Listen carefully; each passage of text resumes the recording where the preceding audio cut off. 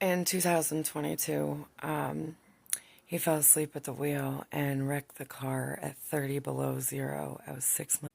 My kids were in the car, and we walked away without a scratch, and the car was upside down. He flipped it at 70 miles an hour, and he laughed afterwards, saying he's too stubborn to die. Thank God, because we were on the highway. It was 11 o'clock at night, and 30 below zero weather froze. And it's coincidence I was 6 months pregnant, and I had my son in 6/16, 2022. We all walked away. The car was laying on top of his daughter. She was scorpioned in the back of the car underneath it. We were stuck for 4 hours. Nobody would help us. We got one corporal to find the car because we had one phone and it was at 5%. That was the only one we could find. Blowing cold, blistering, freezing.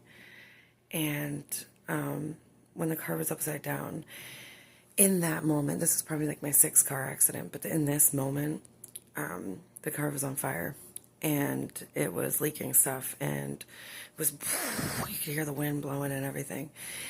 And I couldn't get my daughter out or his daughter. And so I made a split-second decision and said, I'm staying. I'm staying in the car. I'm 6 months pregnant. I couldn't get out the window anyway. I did get out the window, but I got my son out and I got the driver out, and I was on my hands and knees, and I could hear her underneath the car screaming, but she was underneath me. The dome light was right there. And I'll never forget this, but something happened, and I came to terms. I was like, I'm going to die right here, right now, and this is it. And it just went right up through my stomach, through my head, and I was like, we're not going out like this.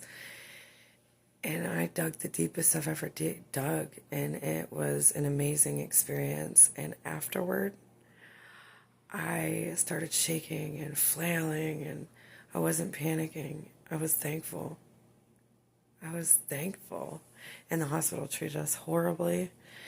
And we walked away the next day out of the hospital, 7 o'clock that morning. We didn't get rescued till 1:30 in the a.m.